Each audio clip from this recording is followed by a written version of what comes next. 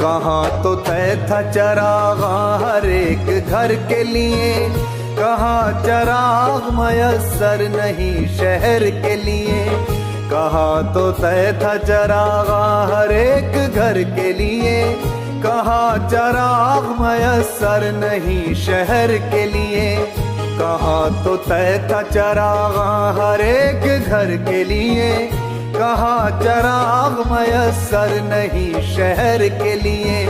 यहाँ दरख्तों के साए में धूप लगती है, यहाँ दरख्तों के साए में धूप लगती है, यहाँ दरख्तों के साए में धूप लगती है। चलो यहाँ से चले और उम्र भर के लिए कहाँ।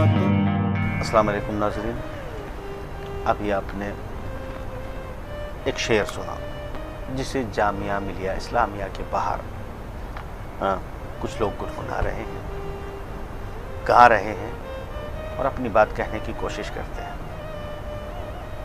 दरअसल आज हम बात करने वाले हैं सहाफ़त के उस पहलू पर जहां आज हिंदुस्तान में एक खसारा पैदा हो गया है, कॉन्फ्लिक्ट पैदा हो गया है और समझ नहीं आ रहा है कि आवाम को कि दरअसल सहाफ़त किधर जा रही है, मीडिया किधर जा रहा है, सरकार क्या कह रही है, आवाम को क्या चाहिए। दो सहाफ़ियों को आज क्या ज़रूरत पड़ी कि वो जामिया मिलिया में जिस तरह से स्टूडेंट्स एक मूवमेंट चला रहे हैं, उन पर लाठी चार्ज हुआ, जिस तरह से मुजफ्फरनगर के हालात से गुजरे, वो उनको क्या ज़रूरत पड़ी कि वो ज़मीन पर जाकर जो है डेमोस्ट्रेशन करें, यानी प्रोटेस्ट करें। क्योंकि सहाफ़ी का काम प्रोटेस्ट को कवर करना होता है, वो कवर करता है, आवाम तक पहुंचा देता है। आज क्या हिंदुस्तान में इतनी मजबूरी आ गई है कि सहाफ़ियों को भी जाके प्रोटेस्ट करना पड़े, वो भी आवाम के लिए। सबसे पहले ज़रूरत इस बात की है कि इन बच्चों की रोजी रोटी और छत का इंतजाम, रोडे का इंतजाम, तालीम का इंतजाम किया जाए, उसके बाद दूसरों को पनाह देने की बात की जाए। और इसके अलावा हमने देखा है कि हमारा वो मुल्क है जहाँ पर हमने देखा है कि नाना मांझी अपनी बीवी की लाश को लेकर 12 किलोमीटर पैदल चलता है। मध्य प्रदेश में एक लड़की चावल चावल कहते हुए मर जाती है। ऐसे मुल्क को कम से कम पहले अपने मुल्क के लोगों का ख्याल रखना चाहिए और उसके बाद ही किसी और की फिक्र करनी चाहिए। बहुत शुक्रिया। यकीनन मैं भी यहाँ पर इन बच्चों के साथ अपना इस बात को जो है जरूर करूँगा, खुशी महसूस कर रहा हूँ मैं इन बच्चों के साथ रहते हुए। लेकिन यहाँ पर मैं एक आखिरी सवाल यही उठाऊंगा कि ये जो बच्चे बैठे हुए हैं, मासूम बच्चे हैं, आप क्या इनसे सवाल करेंगे? क्या इनको आप अलग अलग करेंगे कि तुम हिंदू हो, तुम सिख हो, तुम मुसलमान हो, तो तुम अलग अलग हो जाओ? ये बहुत बड़ा सवाल है इस सरकार से और इसी सरकार को जवाब देना होगा कि क्या आप इन मासूम बच्चों को मजहब की बुनियाद पर क्या आप अलग कर देंगे? जामिया मिलिया इस्लामिया में जहां लोग प्रोटेस्ट कर रहे हैं, शाहीन बाग में की औरतें लगातार बैठी हुई हैं। हालांकि ये अलग बात है कि वहां दूसरे एक और मीडिया पर्सन है जो काफ़ी एक्टिविस्ट हैं, वो भी जाते रहते हैं। मगर आप क्यों पहुँचे? आप क्या सोच के पहुँचे? देखिए भाई साहब, सहाफ़ी भी समाज का एक हिस्सा है और उसके भी अपने जज्बात हैं। और वो जबकि अगर जमहूरी ढांचे का अगर चौथे सुतून के लिए वो काम करता है, तो वो बहैसियत ख़ुद एक इंसान है। वो उस लोगों के दर्द को लेता है, देखता है और उसके बाद फिर उसको हुकूमत के सामने लाता है और फिर यकीनन हुकूमत और आवाम के दरमियान एक राबते का काम, एक ब्रिज का काम करता है। लेकिन ये ब्रिज का काम तब तक हो सकता है जब हर दो तरफ तवाज़ुन हो। जब किसी एक तरफ तवाज़ुन नहीं रहता और फिर सूरत हाल कुछ बिगड़ जाती है, जब कुछ सूरत हाल ऐसी हंगामी हो जाती है कि जिसको वो सिर्फ ये देखे कि अब मेरी सिर्फ जो है कवरेज से कुछ काम चलने वाला नहीं है, सिर्फ मेरे जो है लिख देने से कुछ काम होने वाला नहीं है, बल्कि अब मुझको भी उसी मकाम पर ले जाना होगा जिस सूरत हाल का लोग सामना कर रहे हैं। वही सामना यकीनन जामिया मिलिया इस्लामिया के लोग कर रहे हैं और दूसरे तरफ के जितने स्टूडेंट्स कर रहे हैं। क्या सूरत हाल आज हो गई है, यकीनन इसको हम बर्दाश्त नहीं कर सकते। यही वो एक जज्बा था कि हमने भी जो है उनमें अपने आप को शामिल कर लिया। यहीं से एक छोटा सा हमारा जो है काम था। यहीं से अगला सवाल, इसी सवाल पे जहां आपने छोड़ा है ज़रूर यहाँ से कनेक्ट करूँगा। यहाँ मैं फ़िरासत साहब से गुजारिश करूँगा कि आप जिस तरह से वहाँ चंद वो गरीब बच्चों के साथ में बैठे, उनके साथ आपने शेयर किया जो खाना या टुकड़ा, या फिर आप उनके साथ बैठकर जो आज एनआरसी, सीएए और जो भी हालात चल रहे हैं इसको लेकर क्या आपको लगता है कि आपको ऐसी मजबूरी आ पड़ी है कि आप एक तरफ उन गरीबों के पास बैठे हैं जहां पर लोगों के पास कपड़े नहीं हैं, खाना नहीं है, बाकी शायद उनमें से कुछ लोगों का ये भी ना पता हो कि उनके वालिदैन कौन हैं। दूसरी तरफ जो है आपने एक सिंबॉलिकली जो आपने वो पट्टी बांधी है अपनी आँख के ऊपर, और बाकर साहब ने भी जिस तरह अपने आप को बैंडेज किया है, ये इससे सब आपसे क्या पैगाम देना चाहते थे, क्या मकसद? देखिए, जब हम दिल्ली गए और मैंने अपना फ़र्ज़ समझा कि वहाँ जाऊँ जहाँ पर बिलखुसूस नौजवान अपनी पूरी ताकत से एक तहरीक चला रहे हैं, और आज इस तहरीक की मुल्क को ज़रूरत है, ये मुल्क के मुस्तकबिल का मामला है। जहाँ तक बच्चों का सवाल है, जब मैंने उन बच्चों को वहाँ पर देखा तो मेरे जहन में यानी दो सवाल उभरे और दो ख्याल उभरे कि एक तो ये जो लड़ाई है एनआरसी के हवाले से, वो इस मुल्क यानी मुझसे और आपसे ज़्यादा उस मुल्क के मुस्तकबिल और आइंदा नस्लों की लड़ाई है। तो वो जो बच्चे हैं वो आइंदा नस्लों की नुमाइंदगी करते हैं। तो मैंने ये ख्याल के तहत उनके साथ यकजहती का इजहार किया। और एक और बात कि आपने उन बच्चों को देखा कि उनके चेहरों से क्या झलक रहा था, गरीबी, मुफलिसी और अनपढ़। वो चाहे किसी वजह से वहाँ आए हो या कोई उन्हें लाया हो, लेकिन ये हकीकत है कि ये बच्चे इंतहाई कसम पुरसी की ज़िंदगी गुजार रहे हैं। तो मेरा ये सवाल है, मोदी हुकूमत का जो सीएए लाने का यानी बुनियादी मकसद ये है कि पाकिस्तान, अफ़गानिस्तान और बांग्लादेश के जो बाहर के लोग हैं, बिलखुसूस बल्कि गैर मुस्लिम, हिंदू, सिख, ईसाई वगैरह, तो उन्हें लाकर आप जो है यहाँ पर पनाह देना चाहते हैं, शहरियत देना चाहते हैं। लेकिन मैं समझता हूँ कि ये इंतहाई गलत तरजीह। हुकूमत को चाहिए कि पहले हिंदुस्तान के गरीबों का ख्याल रखें। आप देखिए कि आज भी हिंदुस्तान में करोड़ों लोग बुनियादी ज़रूरतों से महरूम है, खाने से महरूम है, तालीम से महरूम है, और यानी एम्बुलेंस नहीं है, और बैतुल खला नहीं है। तो ये जी बिल्कुल सही बात है। मेरा सवाल ये है, मेरा असल सवाल ये था कि आपको ये क्या मजबूरी महसूस हुई है कि आपने उस डेमोस्ट्रेशन में आप एज ए कॉमन मैन या एक परेशान, हताश, सिर्फ एक ऐसा पत्रकार, ऐसा सहाफ़ी जो अपनी आवाज़ जो है शायद सिस्टम तक या फिर आवाम तक नहीं पहुंचा पा रहा है, कनेक्ट नहीं कर पा रहा है, और वो डेमोस्ट्रेशन करने चला गया, या फिर जो है आपको लगा कि आप लोगों का दर्द महसूस करना चाहते हैं, उनके डेमोस्ट्रेशन में हिस्सा लेना चाहते हैं, क्या लगा? देखिए, एक चैलेंज से गुजर रहा है हिंदुस्तान, और ये बहुत ज़रूरी है हर सूरत हाल में। जब भी नाजुक वक्त आता है, ये बहुत ज़रूरी है कि आप तय करें कि आप लकीर के किस तरफ खड़े हैं। तो ये एक तो ये कि उनसे यकजहती का इजहार करना था, दूसरा ये कि लड़ाई में खुद भी हिस्सा लेना था और वो एहसास से गुजरना था कि मैंने लड़ाई लड़ी है। और जहाँ तक लड़ाई की बात है, चाहे शाहीन बाग की और जामे मिलिया की वो जगह हो, या 4TV का ये स्टूडियो हो, या दुनिया भर से का प्लेटफॉर्म हो, मैंने हर जगह लड़ाई लड़ी है, या मेरी कोशिश होती है कि मैं लड़ाई लड़ूं। तो जो भी हमें प्लेटफॉर्म मैसर आता है, हिंदुस्तान में एक बुनियादी चेंज आया है। हिंदुस्तान की एक बड़ी आबादी, अक्सरियती तबके की, उनकी सोच में तब्दीली आई है। और वो तब्दीली, देखिए, नरेंद्र मोदी एक फ़र्द नहीं है, नरेंद्र मोदी एक सिस्टम है जो हुकूमत में भी है, अदलिया में भी है, पुलिस में भी है, और ज़िंदगी के हर शोबे में है। और हमें उस सिस्टम से हर जगह लड़ाई लड़नी है, हर फोरम पर लड़ाई लड़नी है, और इसी मकसद से मैंने वहाँ लड़ाई लड़ी। ठीक है, मुझे आपकी एक बात से मैं इत्तफाक नहीं करता हूँ, इख्तलाफ नहीं है, मुझे इत्तफाक नहीं करता हूँ मैं आपकी इस बात से कि आपको अपनी लाइन तय करनी पड़ेगी। खैर, एज ए सहाफ़ी लकीर के इस पार उस पार मैं नहीं मानता हूँ, उस पर मैं ज़रूर अपनी बात कहूँगा, मगर बाकर साहब से ज़रूर यहाँ पर पूछना चाहूँगा कि बाकर साहब, आप भी क्या लाइन के इस पार या उस पार वाली बात समझते थे, इसलिए आप यहाँ पहुँचे?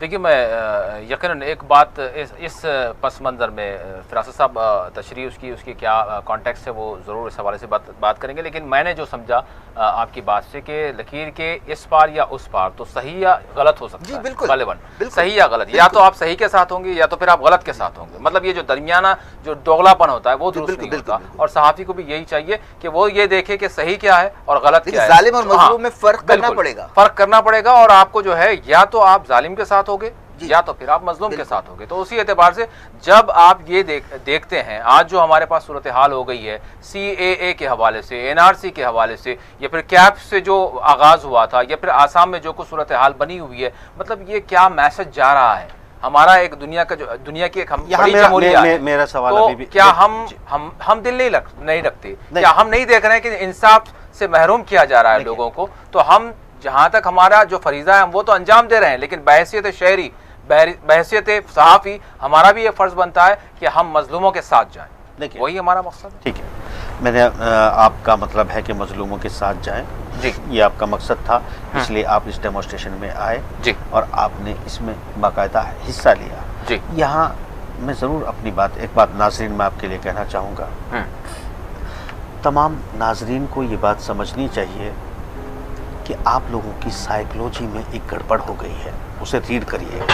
गड़बड़ आपको कहाँ क्या हुई है कि आज आप इन्फीरियरिटी कॉम्प्लेक्स के शिकार हो गए हैं। वो ईमानदार मुस्लिम, दलित, पिछड़े और ऐसे लोग जिनको लगता है कि अच्छे कपड़े, अच्छी टाई, बड़ा स्टूडियो, बड़ा नाम होना चाहिए, उसके पीछे किसी बड़े उद्योगपति का नाम होना चाहिए, और उसमें जो काम करने वाले लोग होते हैं उसके पीछे, यहाँ मैं एक बात और बता दूं कि जिनको सो कॉल्ड बड़े सहाफ़ी आप लोग कहते हैं या कहना चाहते हैं या आप मान भी रहे होंगे, वो लोग, उनके पीछे सैकड़ों लोगों की एक टीम काम करती है। और जो अभी बाकर साहब ने, जो फिरासत साहब ने बात की है, उसके पीछे वो एक कड़वी सच्चाई भी है कि आज दो सहाफ़ियों को इतनी मजबूरी में आना पड़ा, चूँकि उनके पीछे सैकड़ों लोगों की सोशल मीडिया को हाइप देने के लिए टीम नहीं है। उनके पास ऐसा कोई इंतज़ाम नहीं है उन सहाफ़ियों के पास कि उनको कंपनियों ने फंडिंग की हो, उनको कोई विचारधारा प्रमोट कर रही हो, जैसे कुछ लोगों को लेफ़्ट की विचारधारा प्रमोट करती है, किसी को राइट विंग करती है। ये दो सहाफ़ी बेचारे उर्दू के हैं जो 4 टीवी पर अपनी लड़ाई लड़ रहे हैं आपके लिए, और जब 4 टीवी को आप लोग बेगैरत होके इसको फैलाते नहीं, अपनी आवाज़ बनाते नहीं, और उन सही ओरिजिनल सहाफ़ियों का आप एहतराम नहीं करते, तो मजबूरन उन्हें डेमोन्स्ट्रेशन में जाके पट्टी बांध के लोगों के साथ शामिल होना पड़ता है।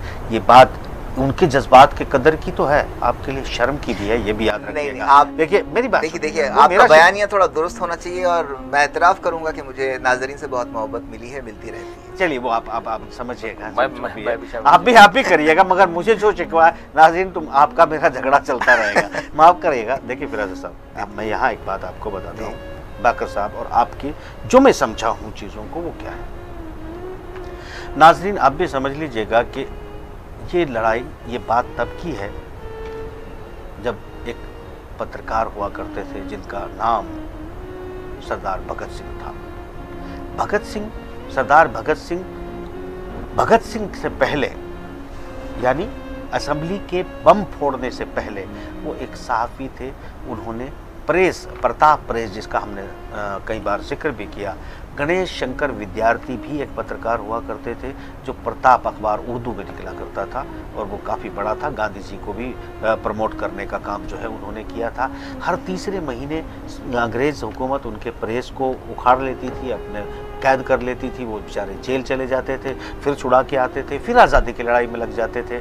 और उसके वही गणेश शंकर विद्यार्थी की मैं बात कर रहा हूँ जिन्होंने चंद्रशेखर आज़ाद और भगत सिंह को मिलवाया, जिन्होंने अशफाक उल्लाह खां की मज़ार बनवाए, उनके सिराने का पत्थर मंगवाया, जिन्होंने पंडित राम प्रसाद बिस्मिल की बहन का कन्यादान किया। और जब शहीद अशफाक उल्लाह खान की जब फांसी के बाद उनकी जो मैयत थी, जब वो छोटी लाइन से लखनऊ में बड़ी लाइन में बदली जाने वाली थी, तो उस वक़्त वो बीमार के हालत में उन्होंने कहा कि मुझे ले चलो, मैं एक फूल जो है उनकी, उस शहीद की जो है मैयत पे चढ़ा दूंगा तो मेरी ज़िंदगी सफल हो जाएगी।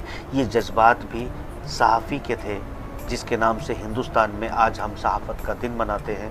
उन्हीं का नाम गणेश शंकर विद्यार्थी है। आज हमारे दो सहाफ़ियों ने वो काम किया है, क्योंकि देखिए दरियागंज में गणेश शंकर विद्यार्थी के पास सरदार भगत सिंह रहा करते थे। वो जब वहाँ से निकले तो उनको दरियागंज में पत्रकारिता करने को दी गई। पत्रकारिता करने के बाद फिर प्रताप प्रेस पहुँचे। उसके पीछे की लंबी कहानी मैं आपको नहीं बताऊंगा, मगर जब सरकार ने आवाज़ नहीं सुनी, अंग्रेज़ों ने आवाज़ नहीं सुनी, तो किसी की जान लेने के लिए नहीं, सिर्फ धमाका करने के लिए उन्होंने असेंबली के अंदर एक बम फोड़ा, आवाज़ गूंजी, अंग्रेज़ आवाज़ की सरकार के कान खुले, और हंसते हंसते वो सहाफ़ी शहीद भगत सिंह बन गए। फांसी पर चढ़ गए। तो मैं समझता हूं कि आप लोग सिर्फ अगर वो कितनी सैलरी लेता है, किस पैकेज में जीता है और किस तरह से वो अपने आप को प्रमोट करता है और सैकड़ों लोगों की उद्योगपतियों की टीम उनको प्रमोट करती है हिडन एजेंडाज को, वो आप समझे बगैर आप अगर सहाफ़ियों की कदर नहीं करोगे तो तुम्हारे लिए बहुत बड़ा खतरा होगा। क्योंकि वो हमेशा, चाहे गणेश शंकर विद्यार्थी हो या उसके बाद के तमाम सीरीज के जो सही पत्रकार हुए हैं, उनके तो सही पैरों में जूतियां तक नहीं रही। वो कभी वो टाई कोट वाले नहीं हो पाए बेचारे, वो लंबी गाड़ियों में कभी नहीं चल पाए जिन्होंने इस देश के लिए पत्रकारिता की, आज़ादी की लड़ाई के लिए पत्रकारिता की। शायद मैं ये समझता हूँ कि हमारे दो सहाफ़ी, मैं समझता हूँ शेर हिंदुस्तान, शेर कलम, जिस तरह से डेमोस्ट्रेशन में शामिल हुए और एक सिंबॉलिकल उन्होंने अपने आप को पट्टी बांधी, और वो सिर्फ दो ही थे, एक तो और होगा पूरे देश में, ये 2 या 3 या 4 सहाफ़ी एक तरफ और पूरे हिंदुस्तान के सहाफ़ी एक तरफ, जो लेफ्ट राइट की विंग बन गई है, उसमें मेरे जैसे की तो कोई औकात ही नहीं है। क्योंकि मैं ना राइट का हूँ, ना लेफ्ट का हूँ, ना दाएं का हूँ, ना बाएं हूँ, मैं तो सिर्फ सहाफ़ी हूँ, आपके लिए काम करता हूँ। जो कुछ हो सकता है वो होएगा, जो सरकार करना चाहेगी कर लेगी। तो मैं ये जरूर समझाना चाहूंगा कि आज आप उन सहाफ़ियों की कदर आप नहीं करेंगे। यहाँ पर मैं ये जरूर कहूंगा कि जो कुछ भी आप जितना आपने बयान किया तो आपके साथ हम थे। मैं ये जरूर कहूंगा कि आपके साथ रहनुमा थे, और इस तकाबुल के लिए, इन हसीन अल्फाज के लिए यानी बेहद शुक्रिया, और आई एम फ्लैटर्ड। एग्जैक्टली मैं नहीं समझता हूँ, बल्कि मैं ये समझता हूँ कि मैंने जो जज्बात वहाँ बाकर साहब के, मैंने सही मायनों में मैंने एयरपोर्ट से रिसीव किया। मैं मेज़बान था दिल्ली में, मेरे कारवां उनका, और जो जज्बात उन्होंने जाहिर किए, मैंने कोशिश की कि वो बिल्कुल उस जगह पर जाएं जो आकर इंडिया में लैंड करते हैं और वो अपने घर नहीं जाते, वो एहतजाज करने चले जाते हैं। तो ये जज्बात आप समझ सकते हैं, वो बेवजह मुझे हवा में उड़ा रहे हैं, मैं उड़ता नहीं हूँ, आप जानते हैं। तो मुझे लगता है कि बाकर साहब, आखिरी सवाल, एक सवाल आप दोनों से मैं करना चाहूँगा। आपको क्या लगता है कि क्या आप पैगाम देना चाहेंगे CA NRC के हवाले से, सही मायने में क्या सलाह देना चाहेंगे सरकार को और आवाम को? मुझसे सवाल जी देखिए, मैं समझता हूँ एहतजाज हो रहा है, लेकिन ग्राउंड रियलिटी और मेरा जो फहम की सतह है उसके हिसाब से हुकूमत CAA वापस नहीं लेगी। और जहाँ तक NRC की बात है, और मैं समझता हूँ कि या तो हुकूमत उससे नाफिज नहीं करेगी या वो काबिल अमल नहीं होगा। लेकिन जो एहतजाज और जो प्रोटेस्ट चल रहा है वो जारी रहना चाहिए पूरी शिद्दत से। और ये सिर्फ CA और NRC की बात नहीं है। मोदी हुकूमत 2014 में जब से बरसर इख्तदार आई है, क्या कुछ नहीं हुआ। योगा, गीता तो छोड़िए, मॉब लिंचिंग हुई, और अब तो शहरियत पर बात बनाइए, या उनके अज़ाम ऐसे हैं। ये और बात है कि काबिल अमल नहीं है, और लेकिन ये लड़ाई जारी रखनी चाहिए। सिर्फ ये NRC और CA की बात नहीं है, बल्कि ये उस नज़रिए की, फाशिस्ट नज़रिए की के ख़िलाफ़ हमारे सेक्युलर नज़रिए की लड़ाई है, उसे जारी रहना चाहिए। और सबसे बड़ी बात, मैं जो पैगाम एक सतर में दूंगा कि मैंने देखा है कई लोगों को NRC के खौफ से उनकी जहनी सेहतें मुतासिर हो रही हैं। मैं चाहूँगा नाजरीन से कहना कि वो पैनिक ना हो, कुछ होने वाला नहीं है। हम ये लड़ाई जारी रखेंगे, और किसी में ये दम नहीं है कि हमें हिंदुस्तान से निकाले। जी ठीक है। बाकर साहब, मैं अब आपकी तरफ आता हूँ। आपने बड़ी शिद्दत से डेमोस्ट्रेशन भी किया, इसमें शामिल भी हुए। अब आप आवाम को, नाजरीन को, देश को, सरकार को क्या कहना चाहते हैं चंद अल्फाज में? बात तो यही है कि दर्द तो बहुत ज़्यादा है, और उसको इजहार करने के लिए काफ़ी वक्त की ज़रूरत है। और ना सिर्फ इजहार करने के लिए सिर्फ ये स्टूडियो काफ़ी है, बल्कि आज यकीनन जो जिस शोबे में, जो जिस मकाम पर है, वो जो है अपने मुल्क को बचाने के लिए, जमहूरियत को बचाने के लिए, और जो यहाँ की एक सदियों पुरानी, हज़ारों साल पुरानी जो एक यकजहती है, जो यहाँ का यकीनन हमारी दुनिया भर में शनाख्त है, उसको बचाने की ज़रूरत है। जिस तरह से मैं ज़रूर यहाँ पर कहूँगा, जिस तरह से फरासत साहब ने कहा कि पैनिक होने की ज़रूरत नहीं है, यकीनन ज़रूरत नहीं है, किसी भी मामले में किसी भी वक्त पर पैनिक होने की कतई ज़रूरत नहीं है। लेकिन जो सूरत हाल जो बनी हुई है, वो वाकई हम कह सकते हैं कि अफरा तफरी ज़रूर इसमें देखी जा रही है, लोगों में बेचैनी ज़रूर है। और एक बात ज़रूर ये भी कहूँगा कि ज़रूर जिस तरह से एक गुजरात मॉडल की जो बात की गई थी, तो वो ज़रूर मैं देख रहा हूँ कि वाकई जिस तरह से कहा गया था गुजरात मॉडल, ठीक है, गुजरात मॉडल था, उसकी बुनियाद पर जो है यकीनन ये सरकार बनी, और ज़रूर मैं ये देख रहा हूँ कि वही गुजरात मॉडल की जो है सरगर्मियाँ ज़रूर चल रही हैं।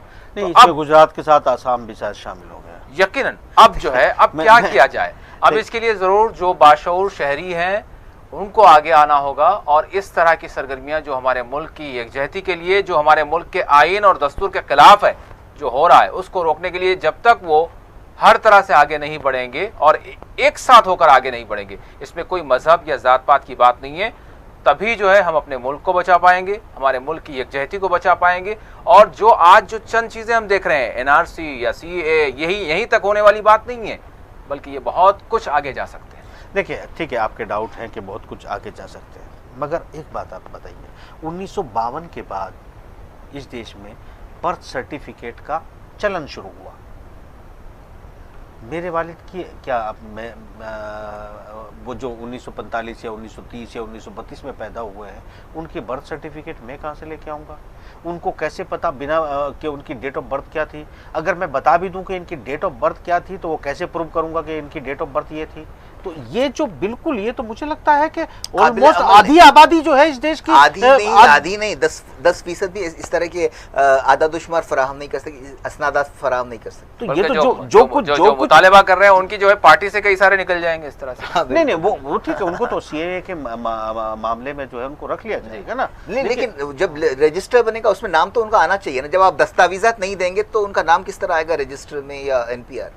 नहीं, उनका जिनका नाम नहीं आएगा उनको भी बाकायदा सीएए के तहत नागरिकता दे दी जाए। क्या ये पड़ोसी मुल्क के गैर मुस्लिम है? बस नहीं, अब तो हिंदुओं के लिए ना, गैर मुस्लिम के लिए नहीं है ना। वो गैर पड़ोसी मुल्क के गैर मुस्लिम, चाहे मुल्क का हो या गैर मुल्की हो, जो मुसलमान नहीं है उसको तो ये जिसके खिलाफ जो है लोग सड़कों पर हैं, जिसके खिलाफ आप धरने पर बैठे हैं, आप ये भूल क्यों जा रहे हैं कि ये वही तो है कि जिसके खिलाफ आपने डेमोन्स्ट्रेशन किया है। ये जो जेएनयू के लोग यहाँ पर आए हैं जामिया के बाहर, जो आपने दिखाया और आप भी वहाँ पर मौजूद हैं, जिस तरीके से ये जेएनयू के लोग आपस में गा रहे हैं, बता रहे हैं, शायद जो हालात, शायद जेएनयू को इसका बदला भी चुकाना पड़ा है, जो कुछ ये कर रहे हैं उसका बदला भी जेएनयू को चुकाना पड़ा है मेरे ख्याल से। तो वो चुकाना पड़ रहा है लगातार। तो ये जो मांग है सरकार से, मैंने कहा कि ये तो बिल्कुल मैंडेटरी, आपके पास लिस्ट होगी, आप देख लीजिएगा, उसमें आपको बाकायदा जो है कहा जाता है कि आपके वालिदैन की डेट ऑफ बर्थ होगी।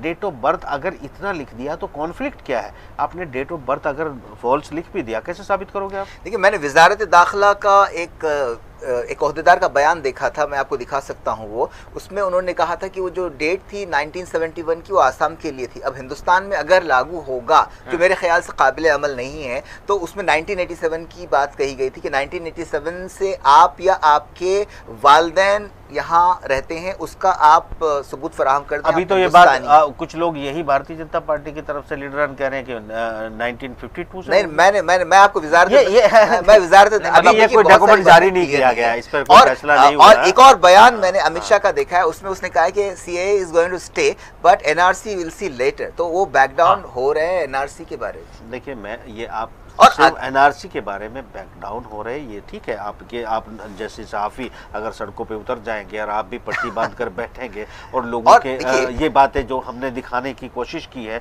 यहाँ शायद बाकर साहब ये भी बताने की कोशिश करेंगे कि ये जो बच्चे जिनके साथ आप और फिरासत साहब बैठे हैं, ये वो गरीब बच्चे हैं, ऐसे जो आदिवासी हैं, जो जिनके पास, जो आज ही आप 87 के बाद भी ले लीजिए, आप 87 के, हालांकि वो 52 के बाद, यानी 71 नहीं 52 की और पहले जाने की तैयारी है।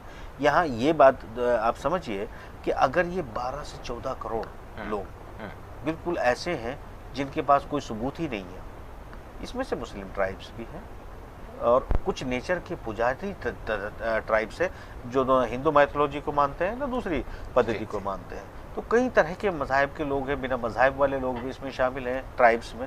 अब इनको आप ये बताइए कि ये झंझट जो है ज़बरदस्ती, एक तो देश की इकोनॉमी डूब रही है, जी बिल्कुल, यही बात हाँ, एक तो फॉरेन रिलेशन ख़राब है, आप जो बजट है उस पर आपकी ये नौबत आ गई है कि आप पब्लिक से सलाह मांगने लगे हैं कि आपको जीएसटी का शेयर रियासतों को नहीं दिया जा रहा है, तनख्वाहें नहीं दी जा रही हैं। ऊपर से आप इतनी बड़ी जनता को अगर लाइन में खड़े कर देंगे तो ये जनता लगभग, आपने ये जो टाइम दिया है लगभग 10 महीने का, 8 से 10 महीने आप जनता को, देश को एक लाइन में जबरदस्ती बिल्कुल टाइम बाउंड तरीके से बांध देंगे और वो बिल्कुल लाइन में खड़ा रहेगा, अलर्ट रहेगा, कहीं टूर नहीं जा सकेगा, 10 दिन 20 दिन के लिए घर से बाहर नहीं जा सकेगा, क्योंकि आपने ऐसी पाबंदी लगा दी कि आपके घर पे कोई आएगा और वो वहीं पे ऐप पे अटेंड करेगा। आपको भले ही आपको अमेरिका जाना है, आपको एक शहर से दूसरे शहर नौकरी करने जाना है, तो आपने तो 6 महीने के लिए साहब आदेश पारित कर दिया कि लोग अपने घर से निकलेंगे नहीं, आपका बंदा कब जाके छापा मार देगा उसका भरोसा नहीं है। अगर ये मुझे तो ये लग रहा है कि ये लोग इस देश से कोई बहुत पुरानी इनकी दुश्मनी थी, ये बदला लेना चाहते हैं। आपको क्या लग रहा है और आपको क्या लग रहा है साहब? देखिए, जहाँ तक मेरी बात, मैं एक अदना सहाफ़ी, एक तालिब इल्म होने की हैसियत से मैं ज़रूर ये कहूँगा, जो हालात जिस तरह से बना दिए गए हैं, अब ऐसा मालूम हो रहा है जैसे जो हुकूमत करने वाले हैं उनके भी हाथ में अब कुछ नहीं रहा। मतलब उन्होंने जो इब्तिदा की वो इब्तिदा कुछ ऐसी रही जिसमें किसी का कोई सलाह नहीं लिया गया, जिसमें किसी का कोई मशवरा नहीं रहा। जिस तरह से आपने इकोनॉमी की बात की तो बताइए, जीएसटी के हवाले से किससे आपने पूछा? बताइए, आपने डीमोनेटाइजेशन किया तो आपने किससे क्या सलाह की, क्या मशवरा किया? आपने रातों रात आपने हर काम कर लिया। लेकिन अब जब मुसीबत आन पड़ी है तो आप लोगों से जो है, आवाम से जो है, आप बड़े अच्छे अंदाज में आप जो है तजावीज़ तलब कर रहे हैं। क्या करेंगे आप वो तजावीज़ लेकर, जबकि जो हम कह सकते हैं कि जो कुछ सारा जो है बेड़ा गर्क होना था वो सब कुछ हो गया। जबकि इकोनॉमिस्ट जो माहिरीन माशियात है वो कह रहे हैं कि हमारी मईशत कहाँ जा चुकी है और क्या हाल हो चुका है और कहाँ से जीडीपी हमारी कहाँ आ चुकी है। जबकि आप जो है एक हमारी बस एक 5 ट्रिलियन जो है हमारी मईशत हो जाएगी, फिर 10 ट्रिलियन हो जाएगी, ये बातें करके लोगों को आप बहला रहे हैं। लेकिन उसी दरमियान ये जो मामलात ला दिए गए हैं, चाहे CAA की बात करें, NRC की बात करें, NPR की बात करें, तो ये सारी चीज़ें यकीनन एक सिलेक्टिव एक कम्युनिटी को आप निशाना बना रहे हैं। इसमें 2 चीज़ें हैं आपकी, एक तो अपना आपका तासुब है, वो आप इसको जो है बरोकार ला रहे हैं, और दूसरी चीज़ जो आप चाहते हैं वो बोल नहीं रहे हैं लेकिन करने की कोशिश कर रहे हैं। और यहाँ पर ये भी देखने वाली बात है कि क्या आप खुद कर रहे हैं या कोई आपसे करवा रहा है, क्योंकि हमारा मुल्क यकीनन हर एतबार से पीछे हो रहा है और इसमें एक अफरा तफरी का माहौल बन गया है। तो यकीनन जिस तरह के एहतजाज हो रहे हैं, मुल्क बचाओ की बात, जमहूरियत बचाओ की बात, तो बिल्कुल मैं 100% इसकी जो है तायीद करता हूँ और यकीनन बचाने की ज़रूरत है, क्योंकि आप उस दोराहे पर आपने मुल्क को ला दिया है। जी शुक्रिया। देखिए, आसाम में NRC पर जो अमल हुआ है उस पर मेरी मालूमात के मुताबिक 1260 करोड़ रुपए खर्च हुए हैं। आसाम एक रियासत है। अब पूरे मुल्क में जो जहां पर 28 रियासतें और 5-6 यूनियन टेरिटरीज है, उस वहां पर कितना पैसा खर्च होगा? एक मोहतात अंदाजे के मुताबिक 2.50 लाख करोड़ रुपए होंगे और मौजूदा मईशत मुतहमिल नहीं हो सकती। इसके अलावा हिंदुस्तान इतना वास्ट मुल्क है और इतना इनडिसिप्लिन्ड मुल्क है और इतनी ज्यादा आबादी है, बहुत ज्यादा दिन दूर नहीं है जब चाइना के बराबर हम हो जाएंगे। तो इतनी दुश्वारियां हायल है इस पर अमल आवरी में। और मैं मानता हूं, फर्ज कीजिए कि अगर अमल हो जाए और यानी कुछ करोड़, फर्ज कीजिए कि 20 क्या आप 10 करोड़ अगर समझो साबित ना कर सकें तो आप उनको कहाँ रखेंगे? क्या ये लुटी पुटी मईशत उस मुतहम्मिल हो सकती है कि इन लोगों का ख्याल रख सके? और आसाम में 1260 करोड़ रुपए खर्च करने के बाद क्या मिला? 6 लाख आपको मिलते हैं और वो 6 लाख कोई नए नहीं है, वो बरसों से दहों से रहने वाले। क्या ये लोग इतना सिक्योरिटी के लिए या किसी और चीज के लिए खतरा बन गए थे कि उन पर 1260 यानी करोड़ खर्च? ये अलग मसला था। ये जब आसाम का मसला शुरू हुआ था तो वहाँ की आवाम में वो तो राजीव गांधी का तोहफा है, एक बेचैनी पैदा की गई थी। उसका गेम अलग था, गोल अलग था, वो तब शुरुआत की गई थी। छोड़ दीजिए, ये गेम और गोल अलग है। सही है, आपने वक्त पे इस खतरे को पहचाना, आप बात कर रहे हैं। नाज़रीन, मैं यहाँ इस आखिरी लफ्ज़ों में इस प्रोग्राम के यही कहूँगा कि हमारी सहाफ़त, चूँकि हम एक किसी लेफ़्ट राइट दाएं बाएं से प्रमोट नहीं किए जाते हैं, इसलिए आप लोगों की नज़र में भी हमारी वैल्यू कम है, इसलिए तमाम सरकार की नज़र में भी हमारी वैल्यू कम है। तो मजबूरन हम जैसे गरीब सहाफ़ियों को धरना स्थल पर प्रोटेस्ट करने जाना होता है और हम अपने देश के लिए, अपने वतन के लिए, आपके लिए, आपके बच्चों के लिए इसी तरह सीना तान कर सिर्फ टेलीविज़न के स्टूडियो में नहीं, सड़क पर गोली खाने के लिए भी तैयार है। एक लफ्ज़ मैं कहना चाहूँगा, जीना यहाँ मरना यहाँ, इसके सिवा जाना का। एग्जैक्ट।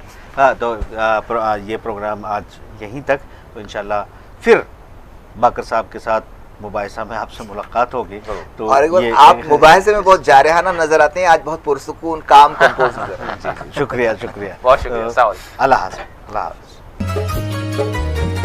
जिए तो अपने बगीचे में गुलमोहर के तले, जिए तो अपने बगीचे में गुलमोहर के तले, जिए तो अपने बगीचे में गुलमोहर के तले, मरे तो गैर की गलियों में गुलमोहर के लिए।